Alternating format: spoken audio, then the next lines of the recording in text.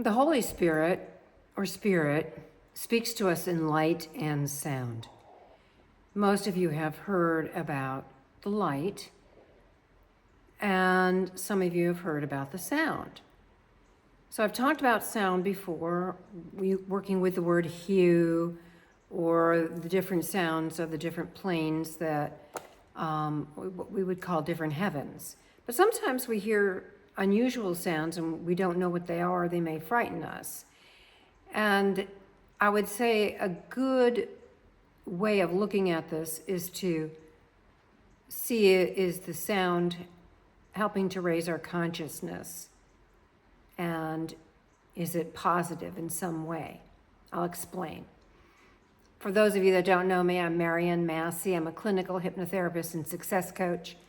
And I've written this book, Miracles, Karma, and Reincarnation, a handbook to purposeful living. And by the way, it's also on audio since we're talking about sound. Just recently, someone was telling me that they heard their name. They were dead asleep and they heard their name out loud and they were alone during the middle of the night. And it wasn't screaming, it was just like their name. And they asked me what it could mean. And I said, well, I've had that experience before, and I do believe it was Spirit trying to reach me for my next step. And for those of you that don't know this, Spirit will never instruct you to do something negative to somebody else, another being, another creature. It's really, the Holy Spirit's trying to wake us up in some way, shape, or form. So my story was way back when, before I was an Eckankar, before I was a Buddhist, I heard my name called out many times in daily life. I heard, Marian, Marian. I'm looking around and don't see anybody calling me. I don't know anybody that knows me, but I had an inclination that it was either my highest self trying to contact me or the Holy Spirit trying to wake me up, because I was always seeking. And this person that came to me just recently that heard their name during sleep, they are a seeker.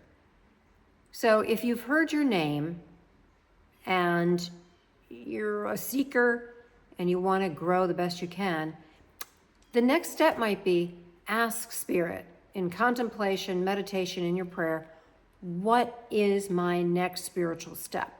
What is the best thing for me to do to grow in love and more connection to the flow of life? And the flow of life is light and sound. The sound is like the ocean of love and mercy. It brings us back to more of the heart of God. So whether you sing the word I've talked about before, hue, H-U, and repeat it, or you have your own mantra, or you even repeat just divine love, know that sound is actually changing you in the sense of elevating you, your consciousness, everything about you.